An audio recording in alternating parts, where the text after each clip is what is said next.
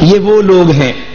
کہ جنہوں نے سنگورا کا گاؤں کے اندر ایک چیلنج کیا. ایک بندہ اہل حدیث ہے عمر حیات، ایک دیوبندی ہے محمد حیات. میرے پاس لیٹر پیڈ پہ لکھی وہ تحریر موجود ہے کہ جب سنگورا کا سرگودے کے علاقے کے اندر مناظرے کا چیلنج دیا گیا، یہ فقیر بھی وہاں پہ موجود تھا، میرے شیخ مولانا مفتی مبشر احمد ربانی صاحب بھی موجود تھے، سید سبطین شاہ نقوی حفظہ اللہ وہ بھی وہاں موجود تھے. لیکن پوری دیوبندیت کو جرت نہیں ہوئی کہ سامنے میدان کے اندر آ سکیں.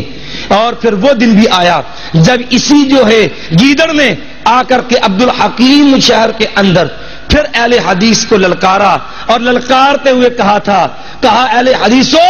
تمہارے یہ عبد الحکیم میں آیا ہوں اور یہ سید طالب الرحمان شاہ کا آبائی علاقہ ہے. اگر میں چیلنج سے کہتا ہوں اگر طالب الرحمان شاہ صرف میرے ساتھ مناظرے کے لیے تیار ہو جائے، کہتا میں 10,000 روپیہ انعام دوں گا. اور دوسرا ایک اور کھڑا ہوا جیالہ، اور وہ اٹھ کے کہتا میں 50 گاؤں کا رہنے والا ہوں، میرے گاؤں کا نمبر ہے 50، اگر یہ مناظرے کے لیے آ جائے میں 50,000 روپیہ دوں گا. 22 تاریخ تھی، 9واں مہینہ تھا، اور پھر دوبارہ یہ اسی علاقے کے اندر پروگرام کے لیے گیا. سید طالب الرحمان شاہ صاحب بھی الحمدللہ وہاں موجود تھے. پھر جب میدان اس نے جو ہے للکارنے کی کوشش کی، اسی طرح ایک نوجوان نے جلسے میں کھڑا ہو کے کہا، اس نے کہا اپنی زبان کو لگام دو، تیرا جو ہے جناب پورا بندوبست کر کے آئے ہیں، آج تجھے بھاگنے نہیں دیا جائے گا، آج مناظرے کے لیے شاہ صاحب موجود ہیں. پھر اب دائیں بائیں کوئی رستہ ملے، کوئی جگہ ملے، کوئی جانے کے لیے حل نکلے، پھر کبھی ادھر کی کبھی ادھر کی. شاہ صاحب نے فون کیا کہ مولوی الیاس اگر غیرت ہے نا تو آپ میں طالب الرحمان عبد الحکیم کی اہل حدیث مسجد کے اندر بیٹھا ہوں، تو نے صرف یہ چیلنج دیا تھا کہ طالب الرحمان شاہ میرے ساتھ مناظرے کے لیے آ جائے، میں 10,000 دوں گا، 10,000 روپیہ بھی لے آ، میرے ساتھ مناظرے کے لیے بھی آ جا. تو نماز کی بات کرتا ہے، میں اپنی نماز بھی ثابت کروں گا، تیری نماز کو غلط ثابت بھی کروں گا. میں یہ بھی ثابت کروں گا کہ تیرے اکابرین کے عقائد کفریہ شرکیہ بدعی عقائد ہیں. میں یہ بھی ثابت کروں گا کہ یہ فتنہ تقلید جو ہے اس کی حقیقت بھی واضح کروں، تیری فقہ حنفی کو بھی غلط ثابت کر کے جاؤں گا. یہ پوری تحریر میرے پاس ریکارڈ کے اندر موجود ہے، سید طالب الرحمان شاہ صاحب کے دستخط موجود ہیں. اور پھر جب شاہ صاحب نے للکارا تو پھر المدد المدد یا پولیس یا پولیس، پھر بھاگنے کے لیے راہ نہیں مل رہا تھا.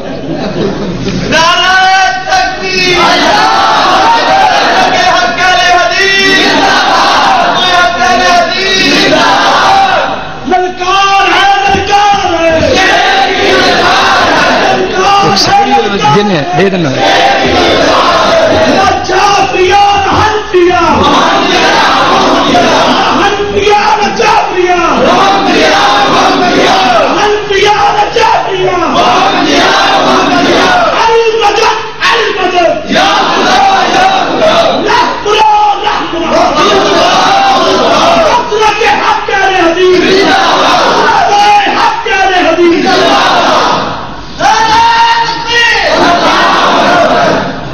یہ وہ تحریر ہے میرے ہاتھ کے اندر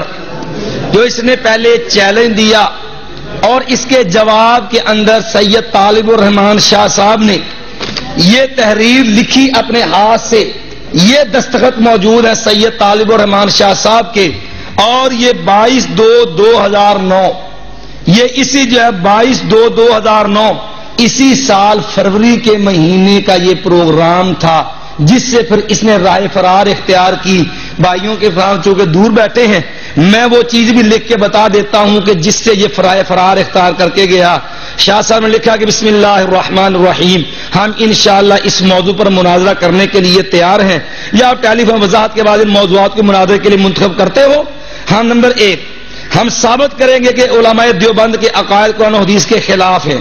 نمبر 2 ہم اپنی نماز قرآن و حدیث سے ثابت کریں گے، اور ساتھ ساتھ یہ بھی ثابت کریں گے کہ احناف کی نماز قرآن و حدیث کے خلاف ہے. نمبر 3 ہم یہ بھی ثابت کریں گے فقہ حنفی بھی قرآن حدیث کے خلاف ہے. سید طالب الرحمان شاہ صاحب اور سالک اب آپ اپنے وعدے کے مطابق 10,000 روپے دیں جس کا آپ نے اعلان کیا تھا. 10,000 کا اس کا اعلان اور 50 چک والے کا 50,000 کا کتنا ہوگا یہ 60,000 کی دیوبندیت ہماری مقروض ہے اور قرضہ شہید کو بھی معاف نہیں ہے جی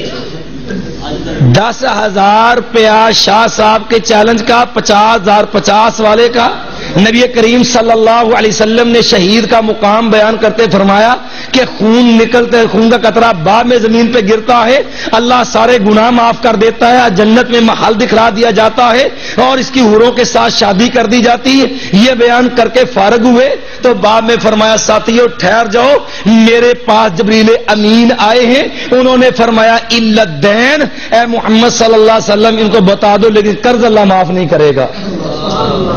قرض شہید کو بھی معاف نہیں ہے دیوبندی کو معاف کیسے ہوگا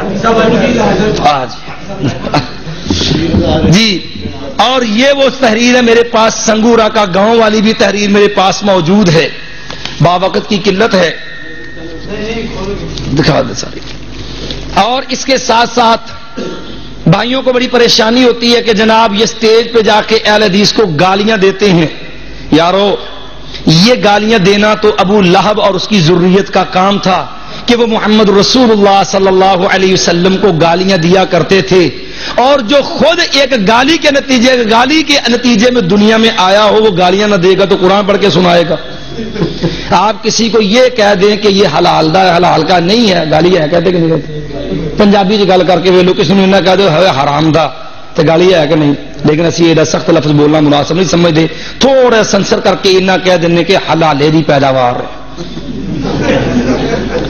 چلو اس سے بھی بڑھ کر کے ایک اور بات ہے لوگ کہتے کہ یہ بات حقیقت ہے جناب یہ آدمی 87 جنوبی سرگودا روڈ سیال موڑ سے آگے سرگودے کو جائیں 87 جنوبی کا یہ رہنے والے ہیں اور اس کا باپ نبینا حافظ تھا شیر بہادر اس کا نام ہے اور گاؤں کے اندر وہ امام تھا شادی اس کی نہیں ہوئی تھی گاؤں کے اندر ہو گئی تھی عورت کو 3 طلاقیں یکبارگی انہوں نے کہا جی حافظ جی سے پھر جو حلالہ کر دیتے ہیں حافظ جی سے حلالہ کر دیں تاکہ جو ہے اس کے جو حافظ جی ہیں چلو اپنے حافظ جی ہیں چلو بعد میں کوئی کام جو واپس بھی ہو جائے گا حافظ جی کے ساتھ نکاح کیا حافظ جی ویر گئے نتیجے کے اندر یہ فتنہ پیدا ہوا ہے اور یہ بات بھی 100% شور ہے مسجد میں بیٹھ کے میں یہ بات کہہ رہا ہوں کہ یہ آدمی حلالے کی پیداوار ہے اور اگر اس کو شوق ہو عارفی سے اسی بات پہ مناظرہ کر لے میں اللہ کے یہ ثابت کروں گا یہ لالے کی پیداوار ہے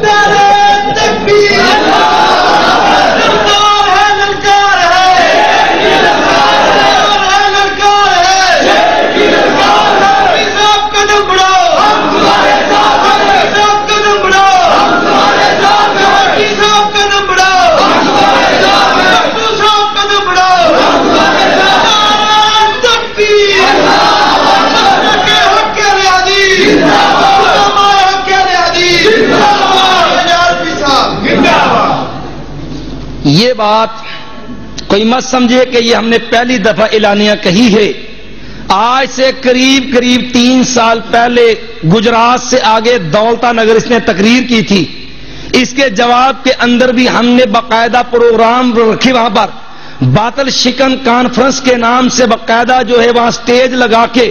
ہم نے وہاں پہ گفتگو کی ہے اور باقاعدہ میرے شیخ نے بھی بات سند پورے اس کے گاؤں کے ذمہ دار آدمی اس کے لنگوٹیے کے واسطے سے جو اس کا کسی دور میں بڑا قریبی ساتھی ہے اس کا پورا نام دے کے وضاحت سے بیان کیا ہے کہ وہ آدمی بھی اس بات کا گواہ ہے کہ یہ آدمی حلالے کی پیداوار ہے اور نبی کریم صلی اللہ علیہ وسلم کی بات فرمان بھی اس کی شان میں سن لو نبی کریم صلی اللہ علیہ وسلم آیا لعن اللہ المحلل والمحلل له جس کے جو حلال کرنے والا ہے اس پر بھی رب کی لعنت ہے ترجمہ میں اپنے پاس سے نہیں کروں گا ان کے جو ہے وہ اللہ بھائی بریلوی جو ہیں ان کے جو ہے پیر جو ہے کرم شاہ بھیروی ان کا کیا ترجمہ ہے کہتے ہیں جس نے جو حلال کرنے والا ہے اس پر بھی لعنت ہے اور جس بے غیرت کے لیے کیا گیا اس پر بھی رب کی لعنت ہے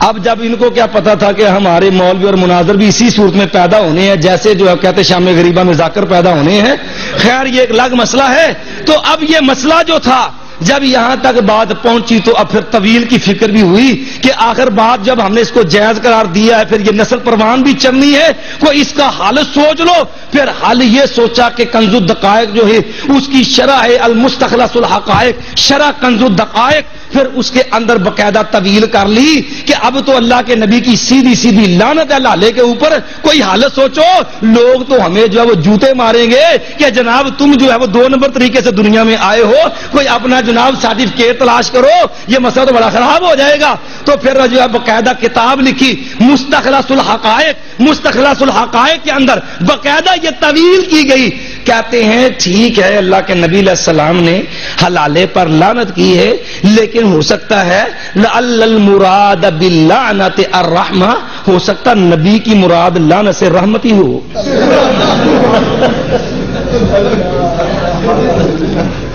فالمراد باللعنت الرحمہ۔ کل کو جو ہے وہ سود کھانے والا کہہ دے گا کہ لعن اللہ آکل الربا وموکلہ وکاتبہ وشاہدیہ وقالہم سوا، سود کھانے والے پہ لعنت، کھلانے والے پہ لعنت، کھاتا لکھنے والے پہ لعنت، گواہی دینے والے پہ لعنت۔ وہ کہے گا اللہ نے رحمت دعا کی تھی۔ کل کو شراب پینے والا آ جائے گا، وہ کہے گا رسول اللہ نے شراب بیچ کے لیے پھل بیچنے والے پہ لعنت، شراب نچوڑنے والے پہ لعنت، شراب اٹھا کے لے جانے والے پر لعنت، جس کے اٹھا کے لے جائے گی اس پہ لعنت، پینے والے پہ لعنت، پلانے والے پہ لعنت۔ وہ بھی کہے گا سارے رحمت کے مستحق ہیں، فقان بھی ہوتے ہوئے پریشانی کس چیز کی ہے؟ فقان بھی زندہ باد۔ اب جہاں پر جو ہے 2 نمبر طریقے سے آنے والوں کو رحمت کے سرٹیفکیٹ ملیں گے، ان کو چھوڑنے کا دل کرے گا؟ خیر، آپ بھائی پریشان نہ ہوا کریں کہ یہ گالیاں دیتے، میں نے شروع میں بھی یہ بات کہی ہے کہ یارو رب کعبہ کی قسم ہے کہ ہماری پوری دنیا کی عزت ایک طرف ہو، کائنات کے ایمان کی عزت کا